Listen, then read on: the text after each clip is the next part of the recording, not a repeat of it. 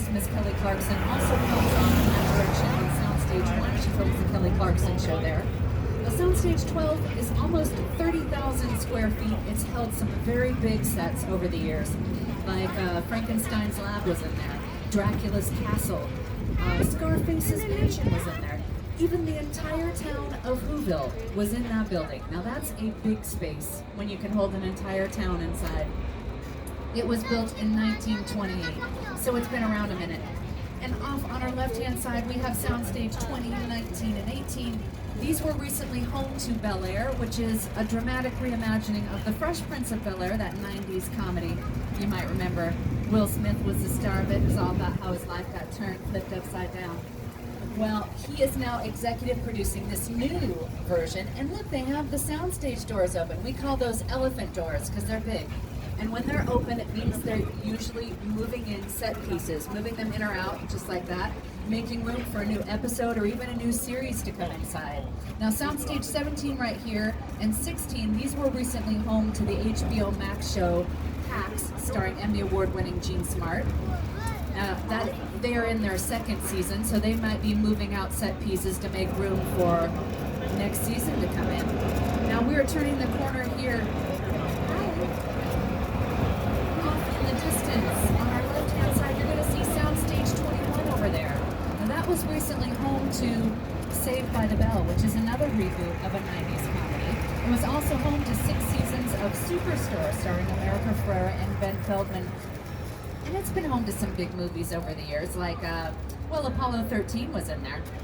Now, our television history goes back a long time. It goes clear back to 1939. I wasn't even born yet.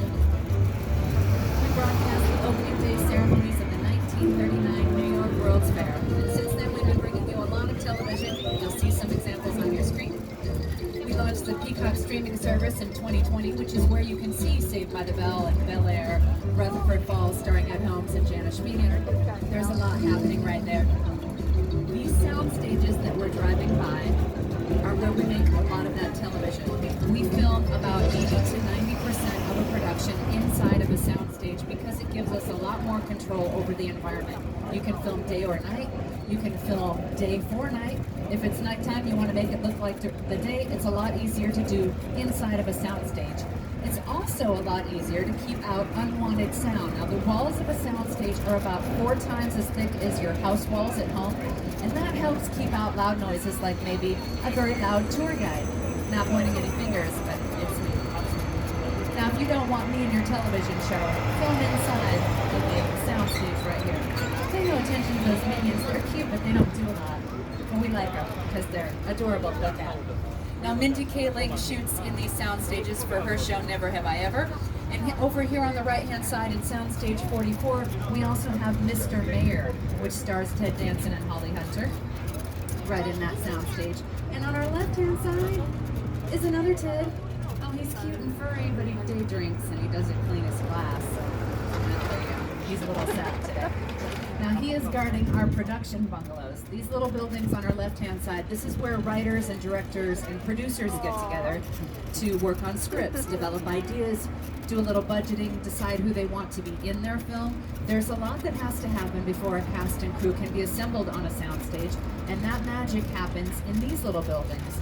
Current high-profile production companies in our bungalows include Dwayne "The Rock" Johnson's 7 Bucks Productions. They're working on Young Rock. I know you know The Rock. We also have Elizabeth Banks Brownstone Productions. They brought us Pitch Perfect 2. We also have Mark Platt Productions. They worked on La La Land, and they're currently working on a screen adaptation for Wicked. Now, back in the day, there was another big director who had a bungalow over here, and his name was Alfred Hitchcock. He was the mastermind behind classics like Vertigo, The Birds, Psycho, my personal favorite, Rear Window. Now, he had bungalow 5195, which is coming up on your left-hand side. There it is. You'll see his silhouette on the side of the building right there. It's still there, even though he's not in that bungalow anymore.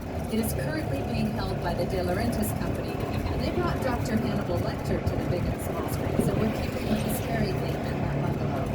Now, we're going to pass by on our left-hand side 2 of our newer sound stages, stage 22 and 23. These are currently home to the show Kenan, starring all-around nice guy Kenan Thompson. It also stars Chris Redd and Bob Johnson. And you may notice that these buildings look a little bit different than the other sound stages we went by. These have windows in the front, and that's because they have dressing rooms and production offices in the front of the sound stage, and then they film around back. Now, we just crossed from the front lot into the back lot. As we turn this corner, we are now where we film exterior scenes on a large scale. Off to our right-hand side, the world is literally right around the corner. These are our metropolitan sets over here. We call them metro sets for short because we're cool like that. Over here, we can make this look like any city area or any small town that you need it to look like. This is a 4-acre section of our back lot, and it is used a lot. It's one of our most popular sections. In fact, we often don't get to come down here because they're busy filming. Off to our right-hand side, you'll see our Brownstone Street and Central Park area. You might be thinking Central Park looks a little small. It is. This was used recently by Billie Eilish. She filmed her mini musical here for the Amazon Prime Day special. This was Paris. And Brownstone Street, well, Kevin McAllister hung out there for Home Alone 2. But it's also where Jim Carrey hung out in Bruce Almighty. Place the dog! I'm in the shower! Inside bad, outside good. Inside bad, outside good.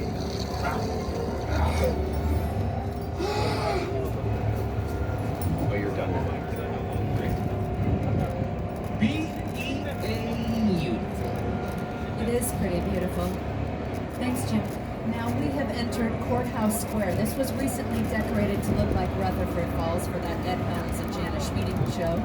But if you look off to your left-hand side, you're going to see that City Hall right there. That was once the clock tower for Back to the Future and Back to the Future 2. It looks very different right now. It was also used in Bye Bye Birdie. It was the courthouse for To Kill a Mockingbird. But my personal favorite is Back to the Future when it was the clock tower. Now this area can look like any small town in any time period that you need it to be. It's been everything from Australia in Saving Mr. Banks. It has looked like 1940s Los Angeles in a Marvel's Agent Carter. They even used it in Gremlins. It's very changeable. You can make that a clock tower, and then you can make it into a city hall. That's the nice thing about filming right here. So the next time you see a small town in a movie, pay attention, especially if they have a little park center in the middle. It might be our Courthouse Square. But now you guys are growing up, so we're going to take you out of the small town. We're going to take you into the heart of the big city. I think you're ready. This is our New York Street right here. And on our New York Street, we have our very own Broadway theaters. We have our own financial district. We have our own Macy's. We wanted Jimmy Fallon to feel right at home. Hey everyone, welcome to New York. I got my start right here in New York on Saturday Night Live. This is actually my old neighborhood. Once got mugged over there. An old woman. Tough lady. This is my favorite hot dog guy. Hey buddy, how's it going? Remember me? No. Just like old times. Gotta love New York City. Hey, I'm walking here! I'm walking here! Hey, it's cool guys. I was just walking there. So it's not exactly New York, but a lot of times when you see New York in the movies, it was shot right here on the Universal Metro sets. If you can make it here, you can make it anywhere. Even if you make it here on the Universal lot. That's true. This street was also used for American Ninja Warrior, who had their big obstacle course right down the center of the street. But it's held two different Spider-Mans. Andrew Garfield and Tobey Maguire slung webs down this street. Captain America hung out here in Captain America First Avenger. They even had this look like London and Hobbs and Shaw. Fast and Furious Presents Hobbs and Shaw. They had a big car chase right down the middle of the scene. Now they filmed part of that film on location in London, and then they filmed the car chase here. Cleverly edited it together. You can't tell the difference. This has also looked like Chicago for Blues Brothers. They dropped a big car into a hole on the street because you can't do that in Chicago. They get mad if you dig up their streets there. So they came here to film that scene. And if you look up the buildings, you will see that the windows at the top of the buildings look smaller than the windows at the bottom, ground level. That is a little something we call forced perspective, because we want this to look like a big city. And in a big city, you would have skyscrapers. These buildings, though they're 50 feet tall, are not quite that tall. So we fool your eye into thinking that this is taller than it actually is. Very excited people aboard this train. Now, that's something we call forced perspective. You'll also notice that they look like they're made from brick and stone, but it's actually foam rubber, fiberglass, and plastic. Because it's cheaper, we want to keep costs down when we're making a movie, and it's easier to change around when we need it to be. Alright, time to leave the concrete jungle behind. You know what, let's take you into the heart of the real jungle. We're going to talk to award-winning director Peter Jackson. It's the original King Kong that made me want to direct movies. I saw that movie on TV when I was about 8 or 9 years old, and I wanted to become a filmmaker. I like films that just take you away from your real life and sweep you up an adventure. Kong literally does that. I mean, you're on board the ship, you're sailing to a lost island, you're encountering monsters and creatures from, prehistoric times. So I was thrilled when Universal invited me back to Skull Island, and it's great to have you along for the ride. Now, we have created this 3D immersive experience, so you're going to have your glasses ready. Don't put them on yet, but just have them in your hand because we're about to return to Skull Island. Let me just... But I bet you have seen some of these other films out here. You might see some of your favorites. We've been doing this a long time. Carl Laemmle started this studio in 1912, so it's been around a minute. And it opened to the public March 15th, 1915. Now look on your right-hand side, that is a real fire station. That's not a movie set. We have our own fire station, police station, medical facilities, post office, our very own zip code. We are our own city here at Universal. Carl Laemmle had a dream to build an entire city dedicated to the art of filmmaking.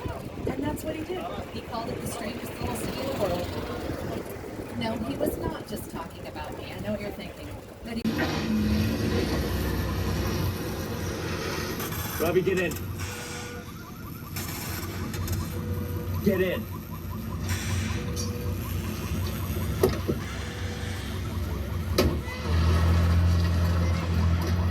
That is a real airplane. They bought it at an airplane graveyard. Shipped it here in 4 pieces. They actually had to take the top of the airplane off to fit it under bridges. But it's pretty cool. It looks like the aliens took off the top of the airplane and took out everybody inside. Now we're about 10 minutes away from